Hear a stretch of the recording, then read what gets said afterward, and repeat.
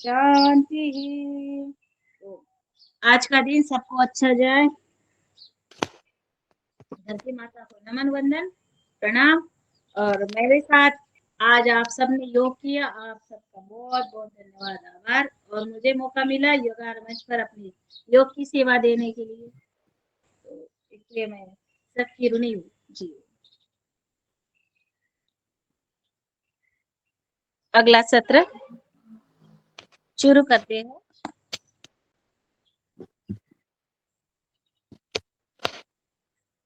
बढ़िया, आज सबने मिलकर योग किया और इसी तरह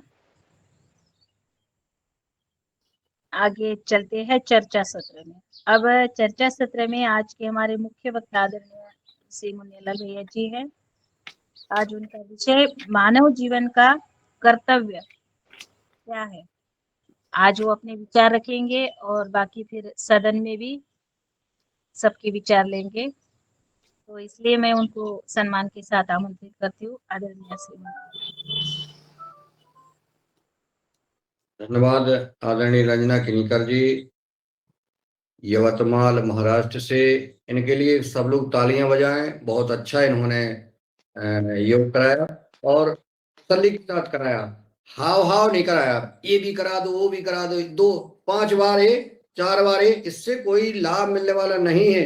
2-4 बार कोई आसन करेंगे उससे कोई लाभ नहीं मिलेगा। 5 साल नहीं 50 वर्ष भी करते रहो, अगर आप 20-20 25-25 बार करोगे एक एक आसन तो उसका लाभ मिलेगा। ये ध्यान रखो। ये मत कहो कि ये छूट गया ये छूट गया। ये तो आसन तो कितने नाम है, कितने देवी देवता हैं, कितने भगवान हैं, कितने के, अब तुम सबको पूजोगे क्या? एक साधे सब चले, सब साधे सब जाए। बहुत अच्छा जो है, हर आसन जितना कर सके उतना जो है अपन पर्याप्त मात्रा में करें। अपने शरीर में क्या आवश्यकता है, अगर हमें कोई गांठ है, कोई उंगली में तकलीफ है, तो हमको सूक्ष्म व्यायाम करना पड़ेगा, ठीक है ना। और हमें प्राणायाम करना पड़ेगा। अगर हमें पेट में तकलीफ है तो कपालभाति हमें आधा घंटा करना पड़ेगी। इस प्रकार से जिनके शरीर में जो दिक्कत आ रही है, समस्या है, उसके समाधान हेतु प्राणायाम आसन व्यायाम करना चाहिए और पर्याप्त करें तो निश्चित जो है हम सब स्वस्थ रहेंगे, सुखी रहेंगे। ऐसा आज रंजना जी ने लगभग सूक्ष्म व्यायाम कराया और प्राणायाम कराया। आपको बहुत बहुत शायद और लगातार लगी रहती है, इनकी चिंता रहती है। योगाहार कार्यक्रम की जो चिंता अगर करने वाली कोई है तो वो सिर्फ रंजना की नहीं करेगी। सिर्फ इसलिए कह रहा हूँ कि इनका ये हमेशा करती हैं, बाकी सभी लोग सहयोग कर रहे हैं, जुड़े हैं। और लेकिन एक विशेष चिंता है, तो इसके लिए आप इस प्रोत्साहन के लिए आपको बहुत बहुत शायद। और दूसरे सत्र में आपका आदेश हुआ है कि क्या विषय क्या दिया आपने? विषय मानव का कर्तव्य। मानव का कर्तव्य, मानव का कर्तव्य। तो चलिए सबसे पहले हम सब जो है अपने विषय जो चुन लिया है, बहुत अच्छा विषय है और इस पर आप अपने विचार रखिए, फिर सदन में लोग भी अपने विचार रखिए। हम अपने गुरुदेव भगवान, इष्ट देव भगवान का स्मरण करते हुए परम पूज्य गुरु श्री स्वामी जी महाराज सिद्धे आचार्य जी की सूक्ष्म उपस्थिति को प्रणाम करते हैं। माननीय मुख्य केंद्रीय प्रभारीगण, सभी संत समाज और इस योगाहार कार्यक्रम में उपस्थित हमारे सभी भाई बहन जो यहाँ उपस्थित हैं, उन सबको प्रणाम करते हुए मानव का कर्तव्य क्या है इस पर आज चर्चा करते हैं। तो अभी डॉक्टर साहब म्यूट कर लें, डॉक्टर किशोर दुबे सर।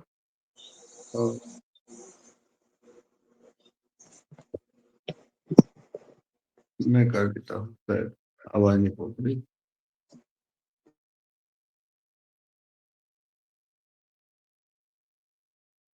धन्यवाद। इस कार्यक्रम में योगाहार कार्यक्रम लगातार 5 वर्ष होने को है।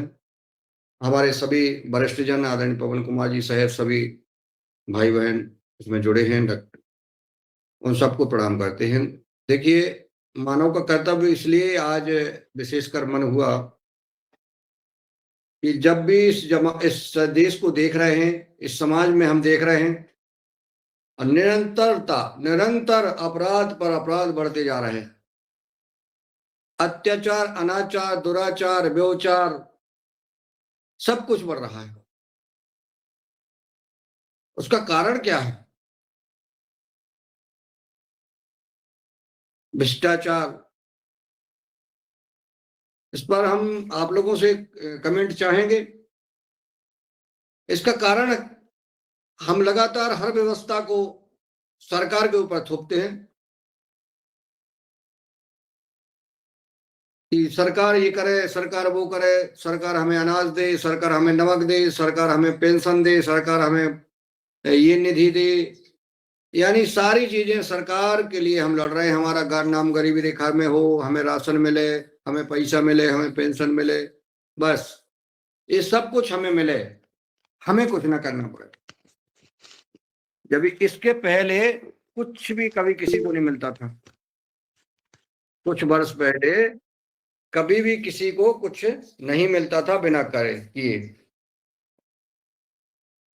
हमारे आदरणीय शरद वर्मा जी इस पर अपना विचार देंगे कि इसका दोषी कौन है।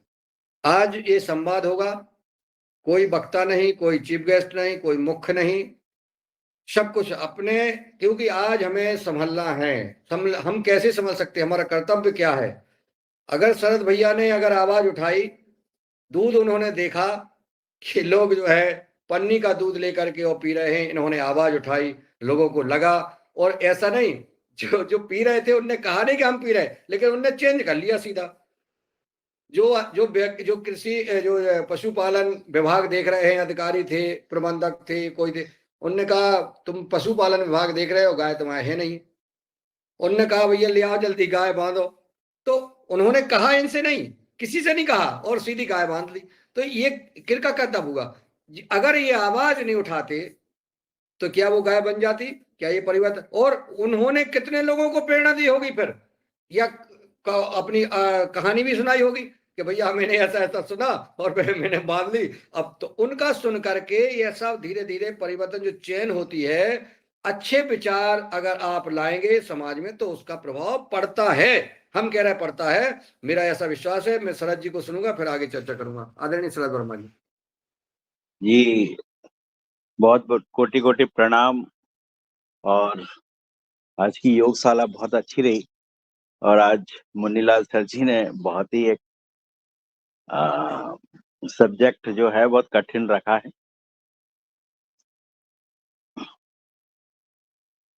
जैसे मध्य प्रदेश को अगर अपन ले लें तो मध्य प्रदेश की अगर आय पकड़े, मान लो मध्य प्रदेश की आय जो होती है वो 1 लाख रुपए है, ठीक है ना?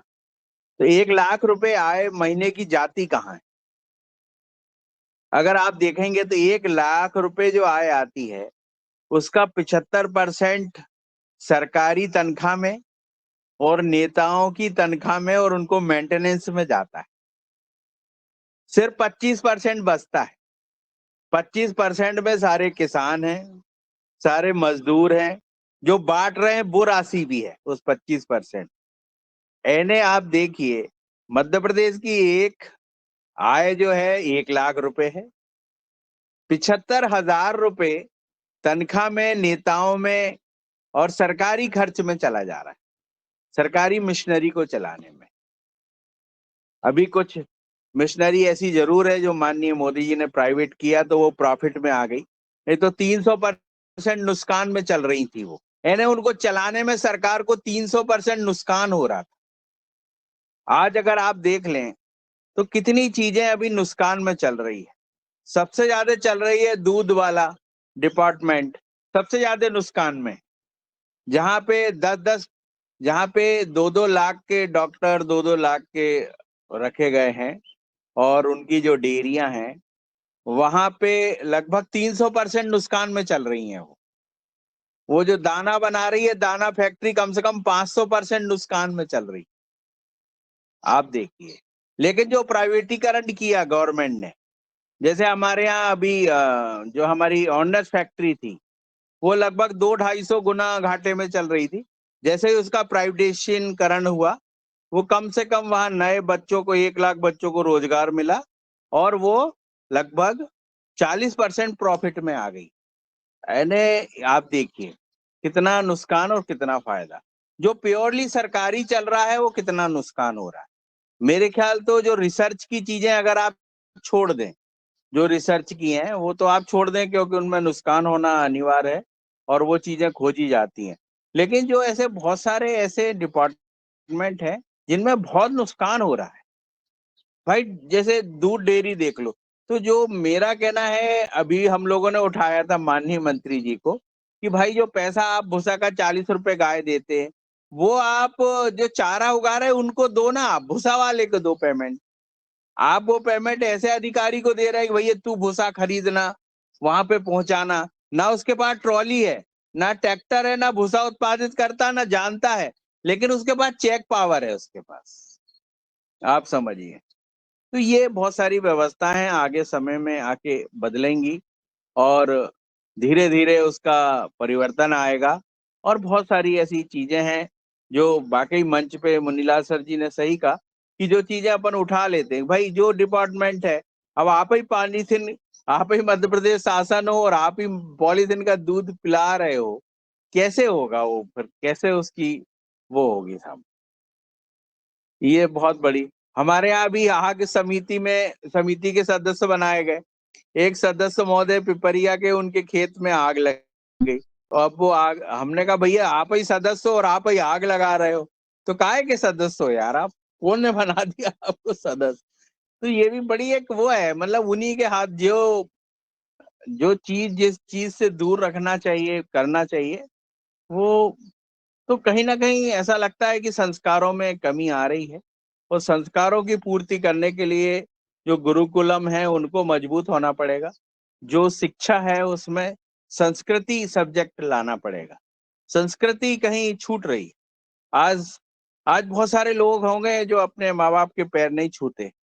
बहुत सारे ऐसे लोग होंगे जो अपने गुरुदेव के पैर छूना पसंद नहीं करते। धीरे धीरे जो संस्कृति है कम हो रही है। आज बच्चे उठ के अपने माँ बाप का पैर नहीं पड़ते। पहले की संस्कृति थी, सबसे पहले भगवान आपके घर बैठे उनके ही पैर पड़ लो, नहीं पड़ते पैर। तो ये चीजें अंतर आ रही है, ये अंतर जो है वो संस्कृति में आ रही है। कहीं ना कहीं जो एक विश्वास था, जो प्रेम था हर चीज में, जैसे अगर कहो आप खेती में नाइट्रोजन बढ़ रही है, तो ऐसा नहीं है, आपके स्वभाव में भी नाइट्रोजन बढ़ रही है। आप नाइट्रोजन वाली चीजें खा रहे हो तो आपका स्वभाव भी वैसे ही होते जा रहा है। वो एक प्रेम, वो एक त्याग, भाई का भाई के प्रति, पति का पत्नी के प्रति, जी ऐसे धीरे धीरे भाव जो हैं वो कम हो रहे हैं, तो ऊपर तक उभर रहे हैं वो। जी मुनीला बहुत सर। बहुत सुंदर। आदरणीय शरद वर्मा जी को बहुत बहुत शाहजवाद। ये इटारसी जिला नर्मदापुरम मध्य प्रदेश से हैं। उत्कृष्ट किसान हैं और किसान के जो है पीड़ा सरकार तक भेजते हैं, समाज को भेजते हैं, राजनेताओं को देते हैं, अधिकारियों को भेजते हैं। और आप जो है पीएस मध्य प्रदेश शासन की जो प्रमुख सचिव हैं और सबसे हमारे, उनके साथ भी आप जो है मीटिंग करते हैं, बैठते हैं। हमने देखा है भोपाल में जो भी क्रीम अधिकारी होते हैं उनके साथ भी आप चर्चा करते हैं। लेकिन वो मंच जो है चूंकि बताने का होता है, वहाँ जो है तो अपनी मर्यादा रखते हैं कि अधिकारियों की बात जो है नहीं बताते। लेकिन आपने जो कहा है कि डेयरी और दाना फैक्ट्री, डेयरियां सरकारी डेयरी हैं जो घाटे में चल रही हैं, और वही डेयरी अगर प्राइवेट लोग चलाते हैं तो क्या घाटे में चलाते? क्या नहीं चलाते। वही जो है दाना फैक्ट्री जो है, आज जो है दाना बन रहा है, पशु आहार बन रहा है, चाहे वो पतंजलि इसका ले लो, चाहे अन्य अन्य कंपनियां का ले लो, सब जो है फायदे में चल रही है।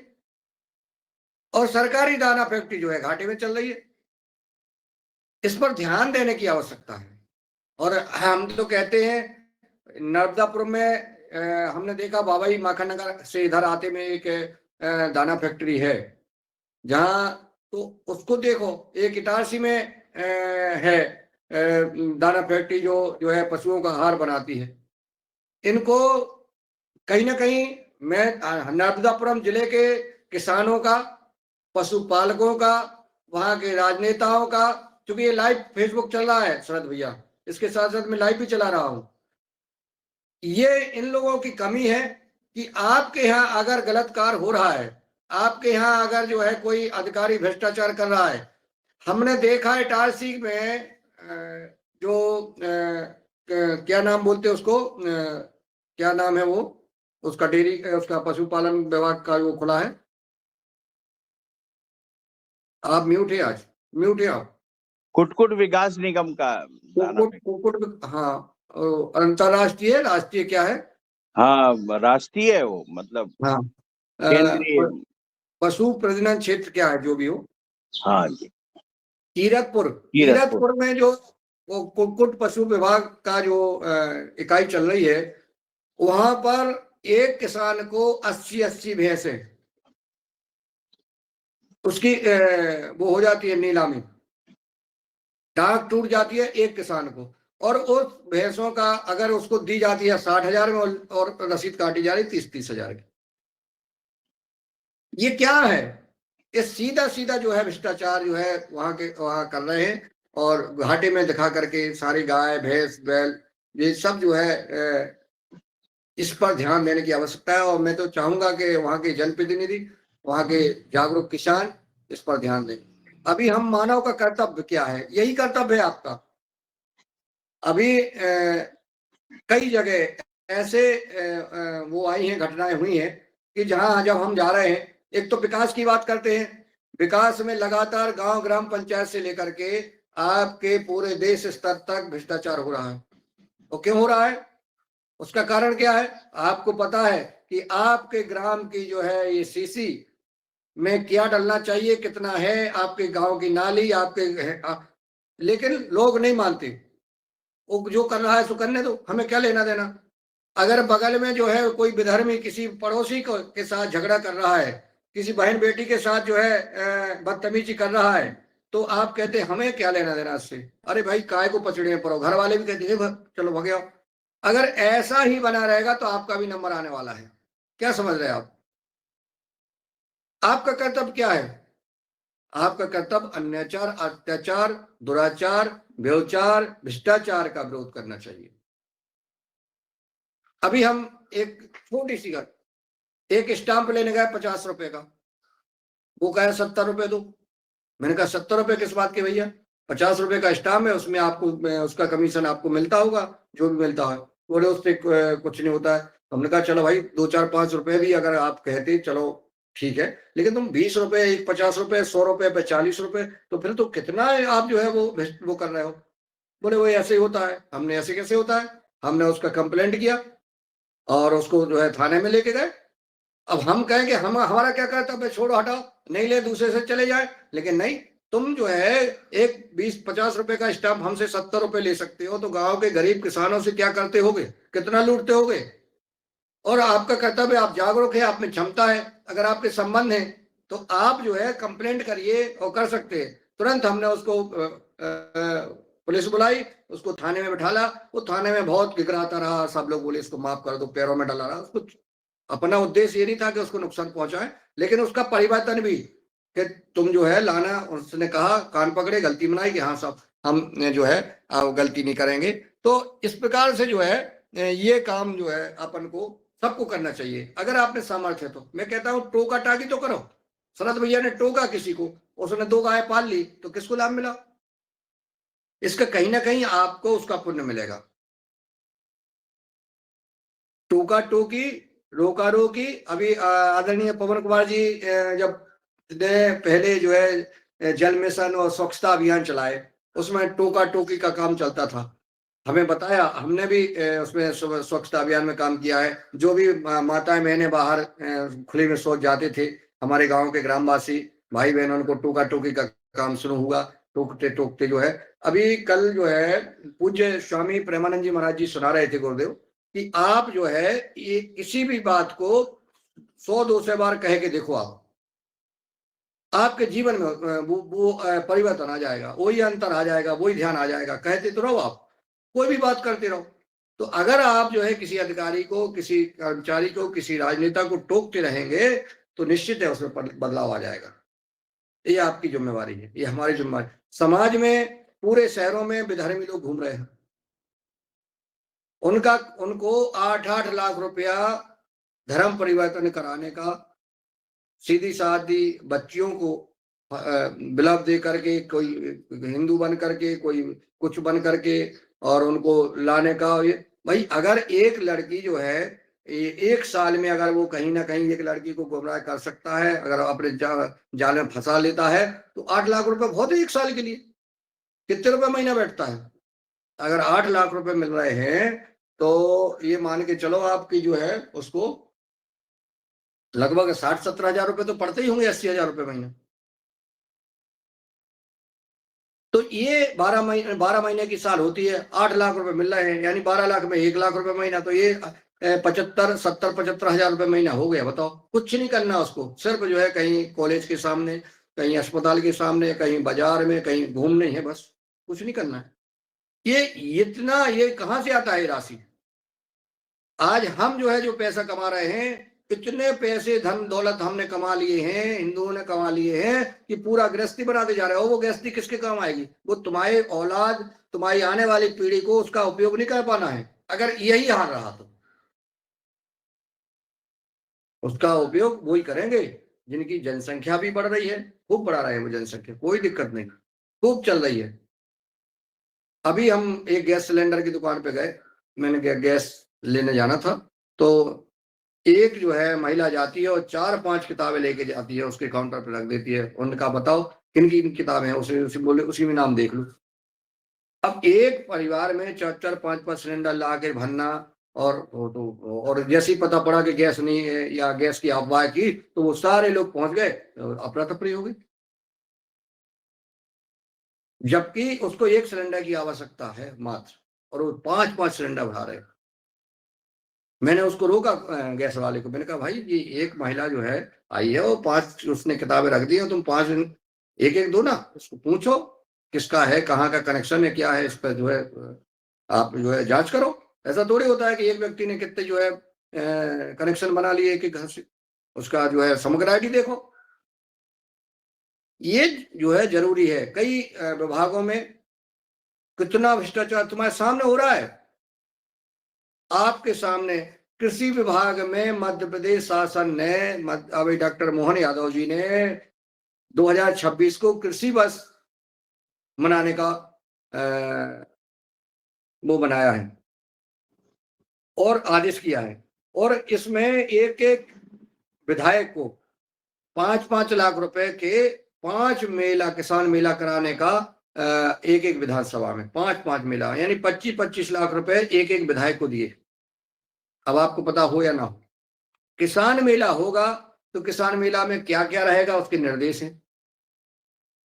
अरे भाई आप जाकर के अपने अपने, मध्य प्रदेश की बात कर रहा हूं मैं, बाकी अन्य जगह केंद्र सरकार के कार्य होंगे, वहां जाकर के जो है उनसे चर्चा करो, कृषि विभाग में क्या मेला होगा, कैसे होगा, उसमें क्या तुम्हारा एस्टिमेट है, क्या निर्देश है, उसके अनुसार आप जो है उसमें आप सहभागिता दिखाओ, और हमारे किसानों को उसी प्रकार का लाभ मिलना चाहिए। हमारे यहाँ टीकमगढ़ में 3 दिवसीय मेला हुआ। 3 दिवसीय मेला में कम से कम मैंने उन किसानों से कहा, आजा बेटा, किसानों से कहा कि जो है आप जो है जैविक खेती करो। तो जैविक खेती करने के लिए जो है हमने मोटिवेट किया, नरवाई न जलाने की बात कही। तो जो है आप लोग अगर अपनी भाषा में किसानों को, किसान अगर बात करता है, अपने अनुभव सुनाता है, जो आप जैविक खेती कर रहे हैं, कैसे कर रहे हैं, क्या परेशानी आई है, बोल रहे हैं, तो उसको जो है ज्यादा समझ में आएगा। अगर किसान जो अभी जिसने ABCD शुरू नहीं की है और उसको अपन वैज्ञानिक जो है अपनी भाषा में बात करते हैं, वैज्ञानिक अपनी भाषा में जब बात करेंगे, जब वो जैसे उत्कृष्ट किसान है, चाहे वो आदरणीय शरद भैया हो, चाहे अशोक पटेल जी हो, चाहे जो हमारे जैसे तुलाराम पटेल जी हैं, हमारे जो है प्रदीप राज वर्मा जी हैं, रामकिशोर रघुवंशी जी, कई ऐसे किसान हैं जो हम यहाँ होशंगाबाद की बात कर रहे हैं, जो हम देख के आए हैं, तो जो कर रहे हैं उनको वैज्ञानिक की बात समझ में आएगी। जिन्हें शुरुआत ही नहीं की है, जो गांव का एक किसान है सीधा सच्चा, उसको किसानी भाषा में, स्थानीय भाषा में अगर हम समझाएंगे तो उसकी समझ में आएगा।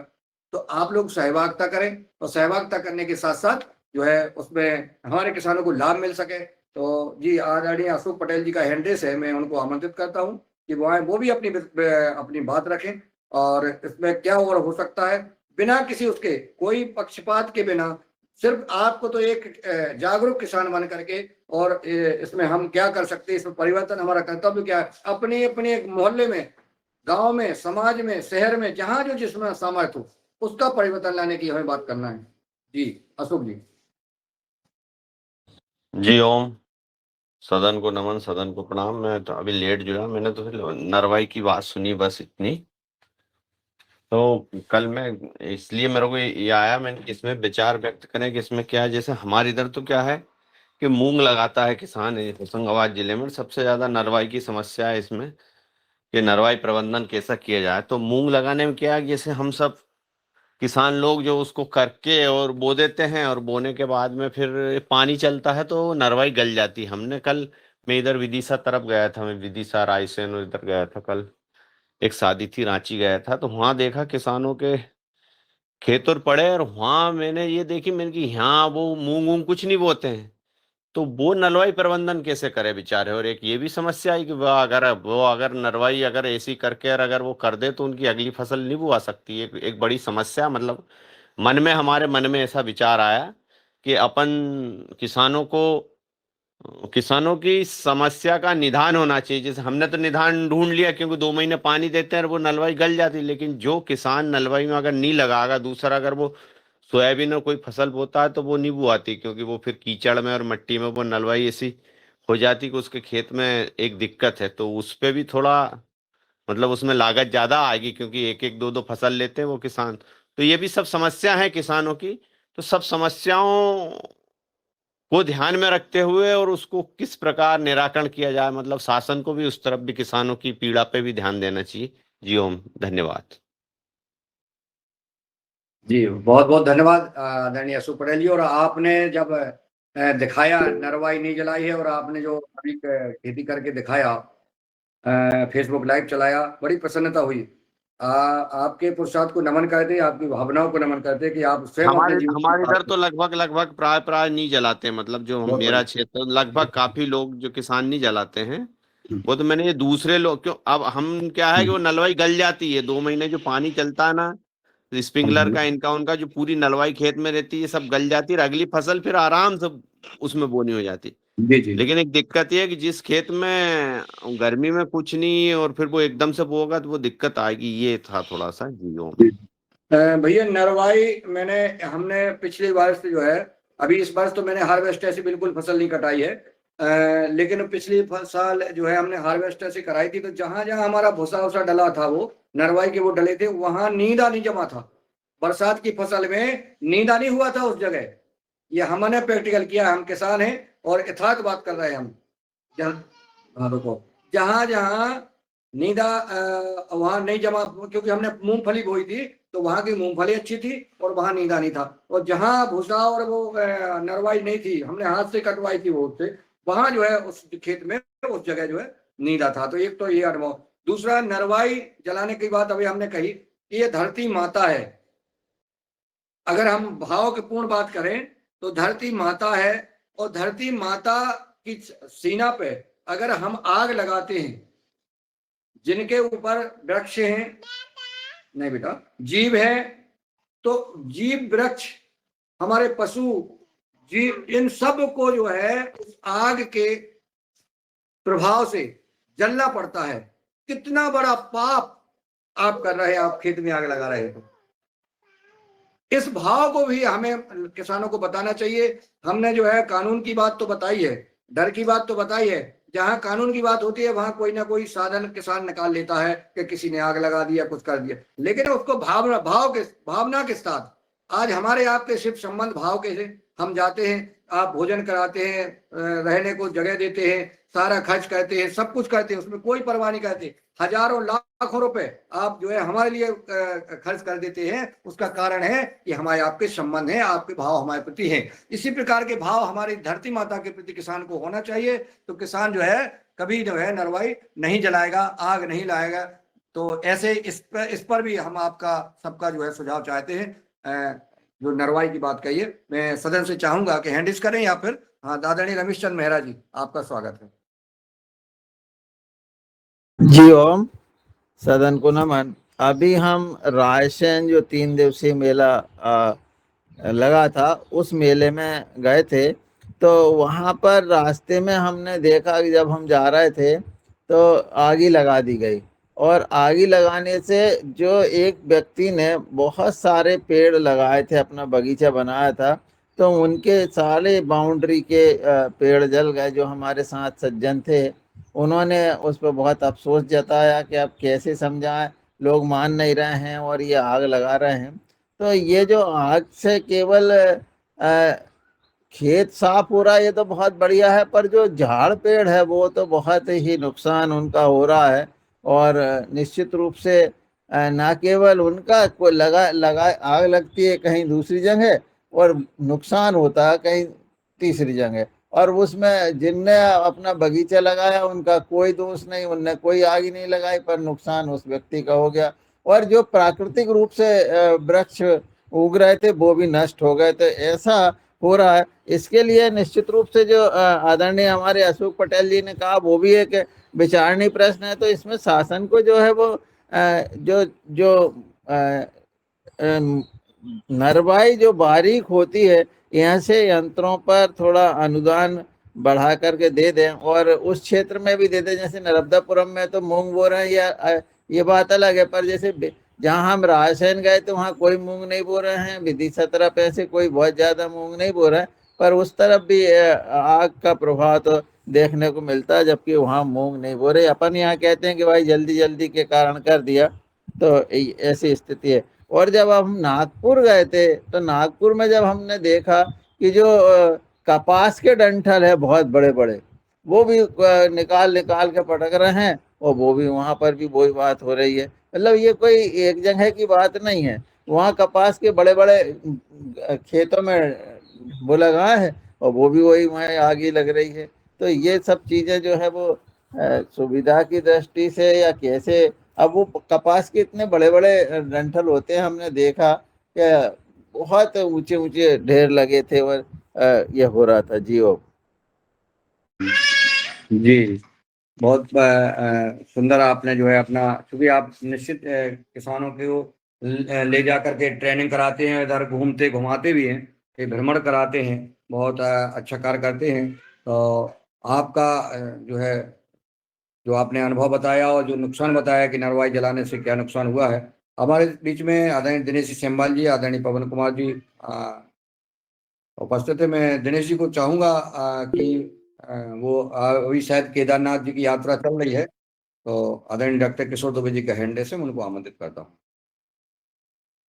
धन्यवाद मुनिलाल जी। मुनिलाल जी, आपने जो विषय रखा बहुत अच्छा रखा, और उसकी प्रस्तावना भी जो किया बहुत अच्छा किया कि मानवीय जीवन का कर्तव्य क्या होना चाहिए, इस पर आपने चर्चा छेड़ी है। और उसमें शुरू में जो बताया आपने कि हर चीज सरकार पे थोपने की जरूरत नहीं है, कुछ अपनी भी जिम्मेवारी है, तो आपने प्रस्तावना बराबर की। लेकिन उसके बाद में चर्चाएं जो जा रही, तो मानव जीवन का कर्तव्य में से ये कृषि विभाग पे जा रही है। खैर, अलग अलग सवाल जरूर है बिल्कुल, लेकिन कुछ बुनियादी चीजें हैं जिसके तरफ मैं ध्यान आकर्षित करना चाहता हूँ। जो भी देश चलता है, मैं मूल विषय पे आ रहा हूँ, देश जो चलता है, देश कानून से चलता है, और कानून से ही जनतंत्र जो है, लोग है, वो प्रभावित होते हैं।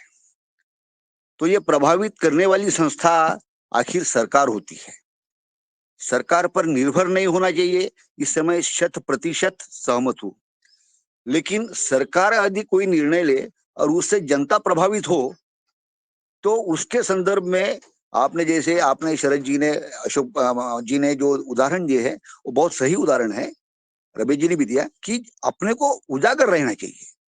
इसी को बोलते हम कि पब्लिक अवेयरनेस, जो जिसको बोलते हैं, कि अगर हमारे पास में अवेयरनेस होगी तो ये गलत को गलत बोलना, सही को सही बोलना, जो भी निर्णय लिया गया है उसको सही करने के लिए बोलना, अपनी आवाज उठाना, यही तरीका होता है जनतंत्र का। और ऐसा जब होता है तभी राष्ट्र अच्छे से चलता है, और जनता को भी उसका फायदा मिलता है, और सरकार की निर्भरता भी कम होती है। मैं बस एक 2-3 उदाहरण दूंगा, यानी इमीडिएटली आपको ध्यान आ जाएगा।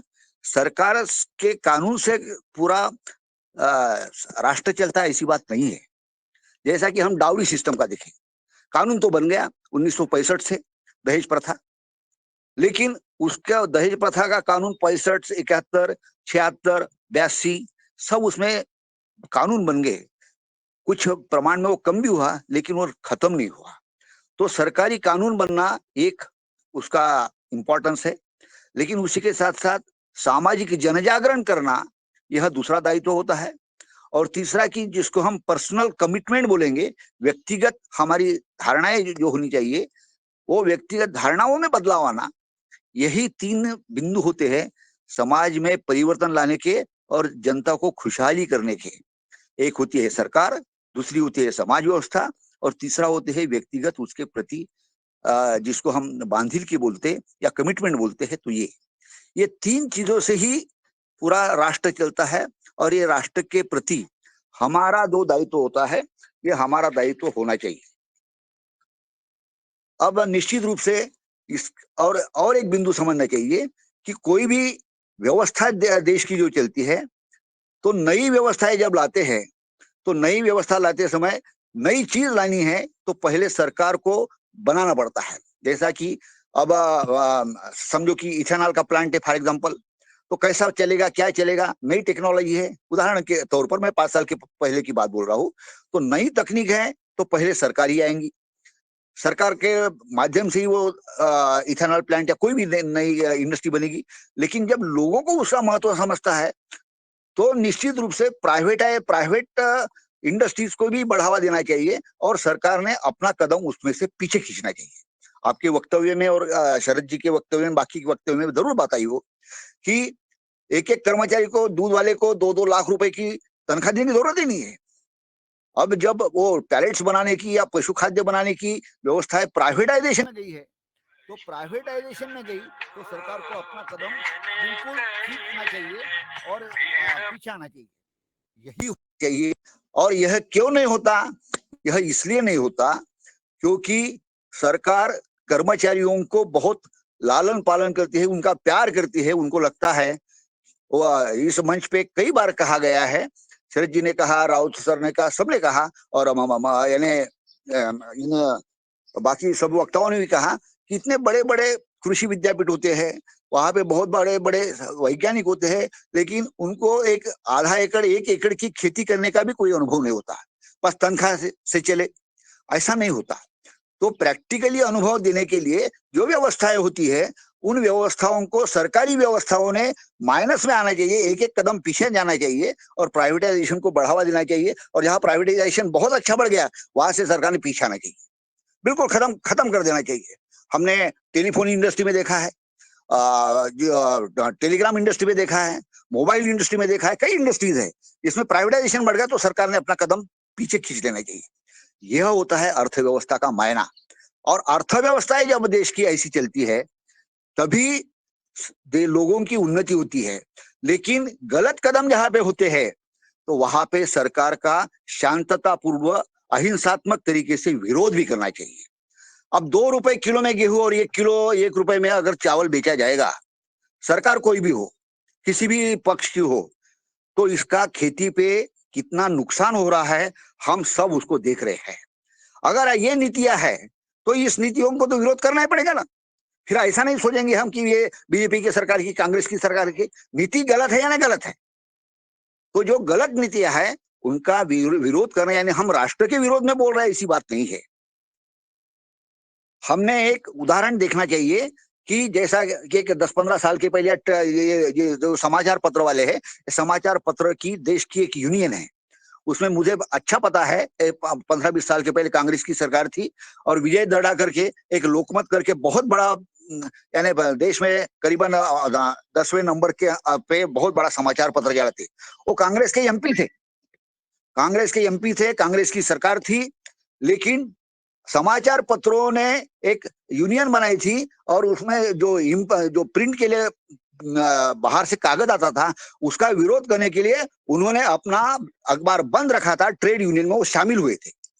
यह इसको बोलते हैं कि ताकत, जिसको हम प्रेशर टैक्टिक्स बोलते हैं, कि आखिर बदलाव कब आता है कि हम यूनाइटेड है, अवेयरनेस है, हम यदि प्रेशर ग्रुप बनाते हैं तो प्रेशर ग्रुप से ही बदलाव आता है। ये कुछ बिंदु है, इसमें तो बहुत सारा बोला जा सकता है कि सामाजिक बदलाव कैसे आएंगे, सांस्कृतिक बदलाव कैसे आएंगे, आध्यात्मिक बदलाव कैसे आएंगे। एक एक सब्जेक्ट जो है वो एक एक दिन का पूरा सब्जेक्ट है। मैं यदि सदन चाहे तो उस पर अपन और कभी चर्चा कर सकते हैं, लेकिन मेरा कहने का मतलब कि हमारा जो कर्तव्य है, हमारा कर्तव्य है कि व्यक्तिगत जीवन में हमारी सुधारणाएं है, सामाजिक बदलाव में जहां जहां संभव है वहां पे प्रचार प्रसारित करके जो जनता के ज्यादा से ज्यादा जनता के हित में है उनका प्रचार प्रसार हम जैसा भी चाहे वो करे, और सरकार के प्रति भी कि अच्छे सुझाव उनको देवे, गलत सुझाव है तो उनका विरोध करे, और उसके प्रति अहिंसा पूर्वक शांततापूर्ण तरीके से हम जनमानस बनाए, यही हमारा कर्तव्य होता है। धन्यवाद। धन्यवाद आदरणीय डॉक्टर साहब, महत्वपूर्ण चर्चा आपने की है कि देश कानून से चलता है, और जो आपने व्यक्तिगत धारणा, व्यक्ति और समाज और सरकार की बात की कही है, बिल्कुल निश्चित सही बात है। और जो आपने कहा है कि शांतिपूर्ण तरीके से हमें कोई भी अगर अपनी बात सरकार तक पहुंचाना है तो हम शांतिपूर्ण तरीके से अपनी सिर्फ विषय वही रखें कि हमें अपनी बात पहुंचाना है। ये जो अभी जैसे गौ सम्मान के लिए जो बात चल रही है, अभियान चल रहा है, उसी तर्ज पे चल रहा है कि सिर्फ हमें अपना विनय पत्र देना है, हमें अपना जो है अपनी बात रखना है, अपनी मांग करना है सरकार से। और इसी प्रकार से जो गेहूं की आपने बात की, बहुत महत्वपूर्ण चर्चा है, क्योंकि गेहूं कैसे उगाया जाता है, कैसे उगाते, और जो सुबह हमारा जो शुरुआत थी, मानव का कर्तव्य क्या है, फिर वो कृषि पर आज निर्धारित उधर चला गया। चूंकि ये विषय अभी लंबा करने की आवश्यकता है और होना भी चाहिए, क्योंकि ये परिवर्तन, समाज में परिवर्तन कैसे आएगा, ये इस पर हम अभी चर्चा करेंगे। कृष्ण कुमार जी का झारखंड से हैंड रेस है, उनका ले लेते हैं, फिर आगे। जी आदरणीय कृष्ण कुमार जी। ओम नमन वंदन सदन को मेरा प्रणाम है।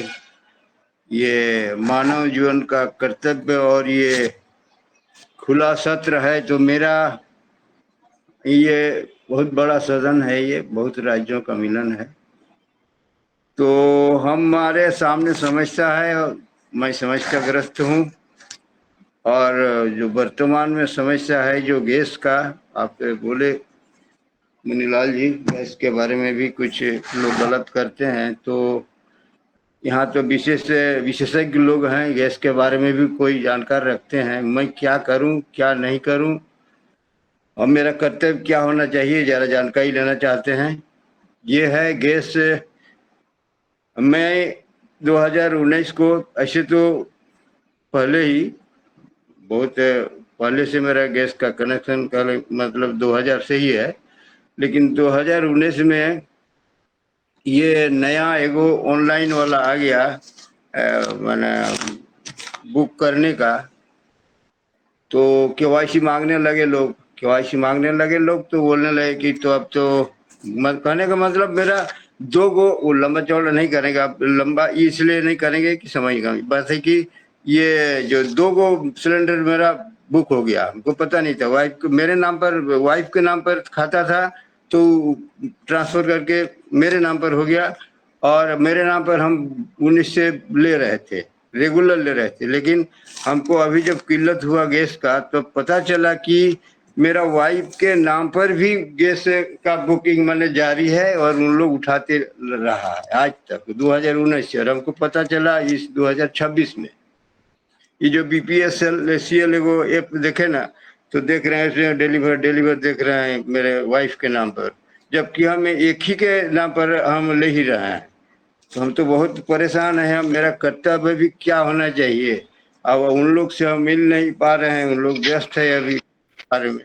तो इसमें जो विशेषज्ञ लोग हैं, जरा जानकारी देंगे हम क्या करें। धन्यवाद। आप जो है अपना मोबाइल चलाते हैं, स्मार्ट मोबाइल? जी हाँ, जी हाँ। आप उस पर जाइए, गूगल पर जाइए कि और लिखिए कि हमारे गैस जो समस्या है वो लिखिए, इसका समाधान क्या है। एक जी फार्म ऐप आता है, जी फार्म ऐप डाउनलोड कर लें आप अपने में, और उस पर जो है आप सारी जानकारी ले सकते हैं।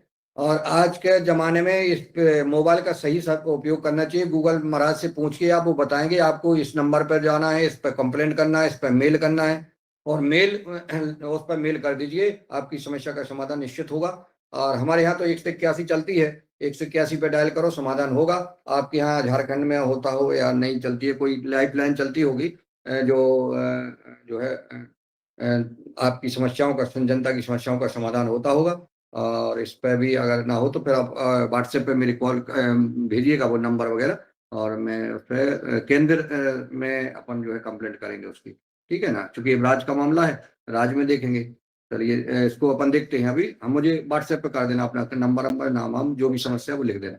आदरणीय पवन कुमार जी को आमंत्रित करूंगा मैं, समय हो गया है तो वो आए। और आज के इस कार्यक्रम में चूंकि आज नहीं हो पाया, पूरी चर्चा नहीं हो पाई है, आगे अपन चर्चा करेंगे एक एक विषय पे कैसे करेंगे, क्योंकि ये हम जागेंगे, समाज को जगाना है और इसको और निरंतर परिवर्तन लाने का प्रयास करेंगे। जो हम चर्चा करेंगे वो निश्चित उसका प्रभाव दिखेगा, ऐसा मेरा मानना है। आदरणीय पवन कुमार जी। जी नमस्कार सभी को। आज का जो विषय है महत्वपूर्ण भी है, लेकिन मुझे लगता है कि जो शुरुआत है वो कई मायनों में कई आयाम उसके हैं। पहला आयाम तो हमारा स्वयं का है कि हम क्या कर रहे हैं, हम कैसे कर रहे हैं, हम चीज़ों को कैसे देख रहे हैं, उसके प्रति हमारी धारणा क्या है। तो जब भी इससे हम शुरुआत करेंगे, और फिर समाज वाला तो दायरा है ही जो कि वृहद हो जाता है, और उसके बीच में भी कई सारी चीज़ें देखी जा सकती हैं, उन पर विचार किया जा सकता है। तो मैं तो लगता है मुझे कि हम अपने आप को देखें कि हमारा वर्तमान में व्यवहार अलग-अलग आयाम में कैसा है, प्रकृति के साथ कैसा हो रहा है, समाज के साथ कैसा हो रहा है, क्या चीज़ों का हम उपभोग कर रहे हैं, कितना हम उपभोग कर रहे हैं और कैसे उसके प्रति हमारी भावनाएँ हैं। तो इसको अगर हम इस दृष्टिकोण से अपने आप में कुछ आत्म-मंथन करते हैं, उसी से शुरुआत करते हैं, तो हो सकता है कि कुछ चीज़ों का परिवर्तन हम स्वयं पहले करें, और फिर हम बाकी चीज़ों पर जो वृहद है, जिस पर हमारा नियंत्रण पूर्ण रूप से नहीं है, आंशिक है या बिल्कुल भी नहीं है, उस पर भी हमें अलग तरीके लगा करके उस पर काम करने की ज़रूरत पड़ेगी। तो मेरा ये मानना है कि हमारा जो व्यवहार है पिछले कई वर्षों में, विशेषकर जब हम खेती की बात करते हैं, तो उसमें हमारे व्यवहार में और हमारी विचारधारा में बहुत ज़्यादा परिवर्तन आ गया है। मतलब मानव समाज में परिवर्तन आया है। वो परिवर्तन एक तरफ से अब धीरे-धीरे समय के साथ, अनुभव के साथ, और जो भी हमने काम किए हैं उसके आधार पर धीरे-धीरे उसमें परिवर्तन लाने की ज़रूरत है। और जब तक कि ये परिवर्तन नहीं आएगा, तो वो जो व्यवस्थाएँ अभी चल रही हैं, वो उनको ध्वस्त होने में ज़्यादा समय नहीं लगेगा, ऐसा मेरा मानना है। तो इसलिए मैंने शुरुआत की थी कि पहले हम अपने आप में चिंतन करें कि हम क्या कर रहे हैं, कितना कर रहे हैं, कैसे कर रहे हैं, कितना हम कंज़्यूम कर रहे हैं, कितनी हमारी आवश्यकताएँ बढ़ गई हैं, क्या ये आवश्यकताएँ उचित हैं या अनुचित हैं? इन चीज़ों पर जब तक के चिंतन नहीं होगा, तो शायद बात आगे नहीं बढ़ पाएगी। क्योंकि फिर क्या होता है कि जब चिंतन होगा और वो चिंतन लेकर के जब समाज में जाया जाएगा, उस पर विचार-विमर्श किया जाएगा, तो कई तरह की धारणा के लोग मिलेंगे। जो धारणा, अगर हम सकारात्मक धारणा लेके चल रहे हैं, तो उसका विरोध करने वाले 90% से ज़्यादा लोग आज की तारीख में मिलेंगे, जो हम ध्येय लेकर के चल रहे हैं। तो अब सवाल ये होगा कि हमने तो अपना परिवर्तन कर लिया, लेकिन दूसरों को परिवर्तन कैसे करें? उसके लिए हमें क्या करने की ज़रूरत है? उसके लिए क्या चीज़ ऐसी है जिसको कि किया जा सकता है या नहीं किया जा सकता है? तो समाज की जो धारणाएँ हैं, उसको बदलने में समय लगता है। लेकिन हमारी स्वयं की धारणाओं को अगर हम कन्विंस हो जाते हैं, तो ज़्यादा समय नहीं लगता है।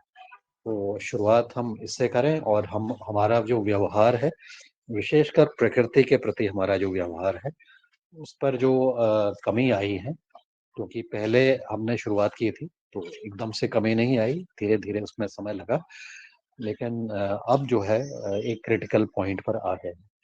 दूसरा जो चीज़ आई थी, खेती के विषय पर जो बात हुई थी, वो आज की तारीख में अब यह भी समझना ज़रूरी है कि हमारी खेती में जो भी वेस्ट हो रहा है, जो भी चीज़ बर्बाद हो रही है, उसको भी आपने एक संसाधन के रूप में समझने की ज़रूरत है। प्रत्येक चीज एक संसाधन है। जैविक कोई भी चीज अगर हो रही है तो वो अपना आप में एक संसाधन है। तो आज की तारीख में एक काफी तेजी से अब लोग इसमें आगे बढ़ रहे हैं और उसमें उन्होंने काम करना शुरू किया है। तो ये है कि हमारी खेती में जो भी फसल अवशेष निकलते हैं या हमारी फैक्ट्री के उसमें भी जो भी चीजें वेस्ट के रूप में निकल रही हैं जिसको कि हम हैंडल नहीं कर पाते हैं, उसका उपयोग नहीं कर पाते हैं, अगर हम अपना नजरिया उसको एक संसाधन के रूप में देखें तो परिवर्तन हो जाएगा और उसके आधार पर नए उद्यम की शुरुआत कर सकते हैं। उसकी उसकी तैयारी करनी पड़ेगी, उसके लिए जो सोच है विकसित करनी पड़ेगी और उसके लिए आवश्यक तकनीक का भी ज्ञान हमें होना पड़ेगा। तो अब आज की क्या हो रहा है कि आपका जो फसल का अवशेष है, गेहूँ, धान इस तरह की जो फसलें हैं, उसमें उसका उपयोग आपकी जो है ना प्लेट्स, कटोरी, चम्मच ये सब बनाने में लग रहा है और बहुत अच्छी क्वालिटी का, क्योंकि तकनीक डेवलप हो गई है और उसका उपयोग इस तरह से हो रहा है। इसी तरह से जो हमारे अन्य वेस्ट हैं, अ, हमारी अपनी फैक्ट्री में भी एलोवेरा जैसे चीज़ें का वेस्ट बहुत हज़ारों टन के हिसाब से निकलता है। तो उस पर भी विचार हो रहा है कि उसको भी अगर हम उत्पाद के रूप में परिवर्तित करें, तो उसका एक अच्छे उत्पाद के रूप में वो निकल सकता है और उसके उद्यम के आधार पर मतलब हमारी जो चीज़ें थी जिसको हम पहले फेंकना चाह रहे थे, उसकी समस्या से ग्रसित थे, तो उसको एक अवसर के रूप में देखते हुए हम इसका उपयोग कर सकते हैं। तो ये चीज़ें हर एक जगह के लिए लागू है, हर एक उसके लिए लागू हैं और इस तरह से जब काम करेंगे, तो आज की तारीख में तकनीकें उपलब्ध हैं और जहाँ भी कोई भी चीज़ का वेस्ट है, कुछ भी वेस्ट है ऑर्गेनिक तरीके से जो हो रहा है, जो जैव अवशेष है, उनका हर एक चीज़ का इस्तेमाल हो जा रहा है। यहाँ तक कि जो आपके प्लास्टिक कचरा है, उसका भी वेस्ट के रूप में इस्तेमाल हो जा रहा है। तो ये सब चीज़ों को हमें अपनी जो धारणा है, व्यक्तिगत धारणा में परिवर्तन के साथ में काफ़ी कुछ चीज़ों की तरफ हम बढ़ सकते हैं और हमारे जो उद्देश्य है, जो हमारा प्रमुख उद्देश्य है कि हम अपने जीवन में क्या कर रहे हैं और क्या करेंगे। विशेषकर वो चीज़ें जो दिखाई नहीं देंगी, क्योंकि जो दिखाने के लिए तो बहुत ही अच्छा है कि हमने कंबल बाँट दिया, उसमें हमने केला बाँट दिया, उसमें 4 लोग एक ही आदमी को एक कंबल बाँटते हुए फ़ोटो भी खिंचा के ले जाते हैं। लेकिन ये तो दिखावे वाली चीज़ें हैं। लेकिन जो बिना दिखावे की चीज़ें हो सकती हैं और विशेषकर जो प्रकृति के साथ की जा सकती हैं, उसको भी हमें सोचना चाहिए। उस पर हमें अपना विचार करते हुए जहाँ पर भी हमारा प्रभाव क्षेत्र है, वहाँ पर जब भी मौका मिले, तो उसका क्रियान्वयन ज़रूर कर लेना। तो विषय बहुत बड़ा है और बहुत संक्षेप में मैंने समय के देखते हुए बातचीत की है और मुझे लगता है लेकिन हमारे इस सदन में बहुत सारे लोगों के जो विचार हैं, उनको भी अगर सुने जाएँगे तो बहुत अच्छी हम एक समझ हमारी कम से कम विकसित हो सकती है और सबके विचार सुन कर के वो क्या सोचते हैं और क्या करना चाहते हैं, क्या कर सकते हैं और क्या उनकी इच्छा है, इन सब चीज़ों पर भी हम अवश्य चर्चा करेंगे। तो अच्छा इसका एक निष्कर्ष निकल सकता है और हम शुरुआत अपने आप से अगर करते हैं, तो उससे अच्छा और कोई बात नहीं है। जी, नमस्कार सभी को, धन्यवाद।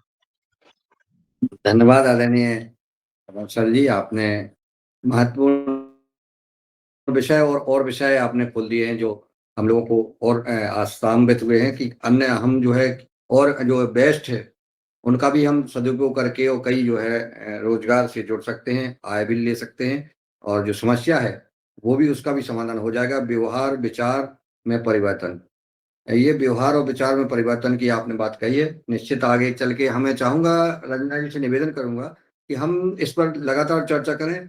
हमारे जीवन में परिवर्तन आया है, कैसे आया है और किन-किन में जैसे आज सर में मेरे जीवन में परिवर्तन आया है कि गोचर भूमि का हमको 1 इंच भी हमें गोचर भूमि उपयोग नहीं करना है।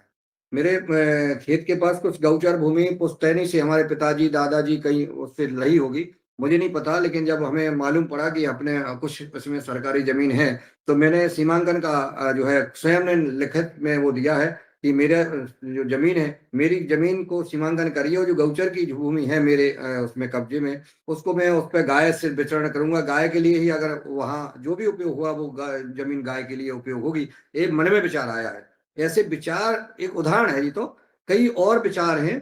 तो इस प्रकार के लोगों में अपने में विचार आएंगे, फिर अपन दूसरों को बताएंगे, उनमें विचार बदलेंगे। तो ये हमारे व्यवहार कार्यक्रम में जो दूसरा सप्ताह अभी चलेगा, क्योंकि अभी आराम से जो है खेती किसानी का तो अभी मुंह चल रही है, कोई ज्यादा नहीं है, लेकिन इस पर भी हमारे व्यक्तिगत जीवन में कैसे बदलाव आएंगे। जैसे आदरणीय कल मोहनलाल दादाजी ने कहा था, मनोहर लाल दादाजी ने कहा था कि हम एक शिविर लगाएं, 10-15 दिन का शिविर लगाएं। उसमें जो है आवासीय शिविर रहेगा, उसमें जिनकी समस्याएं हैं वो भाई बहन रहे वहां और उनका उपचार होगा और सीखेंगे लोग युवाओं को। तो इस पर भी हम चर्चा करेंगे, ताकि आगे चल के हमारे कुछ युवा कार्यक्रम का कुछ देन हो सके, कुछ उपलब्धि हो सके, और पुरानी जो परंपरा है, जो उनका ज्ञान है, वो हमसे ले सके, युवाओं को हम रोजगार के से जोड़ सके, और आयुर्वेद की पद्धति को भी हम आगे कर सके। इस पर भी हम चर्चा करेंगे। तो आगे सदन विचार कर ले कि कल से हमको इस पर कैसे कैसे चर्चा करना है। आज का दिन सोमवार है आज, और मंगल बुध 2 दिन ये रहेंगे। तीसरे गुरुवार को डॉक्टर साहब रहेंगे, फिर जो है फिर यही विषय पर चर्चा करेंगे। तो हमारे परिवर्तन में, और ये जो स्वयं का क्या परिवर्तन है, अपने जीवन में हम क्या परिवर्तन ला सकते हैं, समाज को क्या दे सकते हैं, और सरकार को क्या करना चाहिए, इस पर चर्चा करेंगे। आज 8:02 हो गए हैं। मैं दिनेश जी को आमंत्रित करता हूँ कि वो आए और सबका आभार ज्ञापित करने का कष्ट करेंगे। अपनी बात भी कह सकते हैं। 2 मिनट। जी आदरणीय, बहुत बहुत धन्यवाद। और चर्चा, मुझे लगता है ये चर्चा इस माह के मध्य से शुरू हुई है, ये नया मोड़ अवश्य लेगी और रिजल्ट तक पहुंचेगी। और जो आदरणीय आपने ये चर्चा खोली है, और उसके अलग अलग पहलू पर आने वाले समय में चर्चा होना जरूरी है। चर्चा इसलिए कि उसका समाधान सामने आए, और जैसे आदरणीय सदस्यों ने भी अपनी बात में रखा, चाहे कृषि से संबंधित हो, चाहे अन्य क्षेत्रों से संबंधित पहलू पर बात जब होगी तो बात बनेगी। तो और उसको प्रयोग में भी और क्रियान्वयन में भी लाया जाएगा। अभी मैं गांव से लौटा हूं, और फिर इस माह के अंत में वहाँ पे एक शादी में जाना है। इस दौरान मैंने देखा कि हमारे वहाँ पे गांव में क्योंकि बगीचा है तो लकड़ियाँ खूब है, तो अधिकतर लोगों के पास लकड़ियाँ तो है, लेकिन अब व्यवहार में ये है कि ईंधन जो सिलेंडर वाला ईंधन ही यूज़ हो रहा है। और दूर दूर से, कई किलोमीटर दूर से पैदल भी लोग कंधे में, पीठ पर सिलेंडर ला करके रोड साइड में वो लंबी कतारें लगा रहे हैं। हमारा भी एक सिलेंडर, 2 सिलेंडर है, तो एक समाप्त हो गया, तो मैंने सोचा मैं भी भरा दूँ। लेकिन देखा कि वो बहुत भीड़ बढ़ रही है, तो मैंने लाइन पे लगकर भी लाइन से मैं हट गया। मैंने कहा मैं तो घर जा रहा हूँ। लोगों ने कहा कि अरे भाई क्या हो गया, तो इसमें तुम्हारा नंबर तो आ ही जाएगा थोड़ी देर में, 1-2 घंटे में। तो मैंने कहा 1-2 घंटे में अगर हम घर जाएँ और जो लकड़ियाँ हैं उन्हीं का अगर प्रयोग करें, तो ये लंबी लाइन लगाने की ज़रूरत नहीं। पहले लोग हँसे, फिर मैंने देखा 3-4 लोग अपना सिलेंडर लेकर के वापस आ गए। और बाद में हमने अभी वो सिलेंडर भराया नहीं। पूरा सप्ताह लकड़ियों में बाहर चूल्हा लगाया, और उसमें हम रोटी और सब्जी, दाल भात जो भी है सब बना। तो कई लोगों से बात करी, तो लोगों ने कहा कि सही है कि इतनी भीड़-भाड़ करना भी ज़रूरी नहीं है। जब साथ में हम मरे क्यों? तो बहुत सारी बातें देखा-देखी की हैं, और उतनी क्राइसिस भी नहीं है बहुत सारी जगह। लेकिन हाँ, शहरी क्षेत्रों में, अन्य क्षेत्रों में ये बात लागू नहीं होती। वहाँ भी मुझे लगता है कि अब सोलर जैसे चूल्हे का उपयोग करना ज़रूरी है। आदरणीय पवन कुमार सर ने जब पिछली बार हमारे सोलर मैन को बुलाया था, तो हमारे मन में भी आया कि क्यों ना हम भी सोलर का उपयोग करें। तो अभी हमने जो देहरादून विकास वाले घर में भी 4 यूनिट का एक सोलर लगाया। तो अब हमारा बिजली का बिल, क्योंकि बड़ा घर है, तो हज़ारों में बिल आता था, तो वो बिल दूर हो गया है। तो योग आहार में जो चर्चा होती है उसका प्रभाव तो होता ही है। और जो आदरणीय सदस्यों ने चर्चा में भाग लिया, चर्चा को आगे बढ़ाया, और इस चर्चा को एक अंजाम तक पहुंचाएंगे इन पहलुओं को लेकर के। तो आप सभी आदरणीय सदस्यों का बहुत बहुत धन्यवाद। और साथ में आज जो आचार्य दीदी आपने योग कराया, आपका भी बहुत बहुत धन्यवाद। आज के मुख्य वक्ता आदरणीय मुनिलाल जी भाई साहब और सभी आदरणीय सदस्यों के माध्यम से आप दोनों व्यक्तियों का और सभी लोगों का, सभी योगाहारियों का बहुत बहुत धन्यवाद। प्रणाम। ओम। प्रणाम। को आज की क्लास को यहीं विराम देते हैं। कल मिलते हैं 5:30 बजे और कल विषय पे दूसरे सत्र में ये विषय रहेगा और एक एक विषय पे अपन चर्चा करेंगे। जी धन्यवाद। प्रणाम। ओम। धन्यवाद। प्रणाम। ओम। जय जी श्री योगा राम। जी योगाचार्य जी प्रणाम। प्रणाम योगाचार्य जी प्रणाम। जी मुख्य वक्ता जी प्रणाम प्रणाम। पूरे सदन को प्रणाम झारखंड की ओर से। जी बहुत बहुत धन्यवाद। चलिए।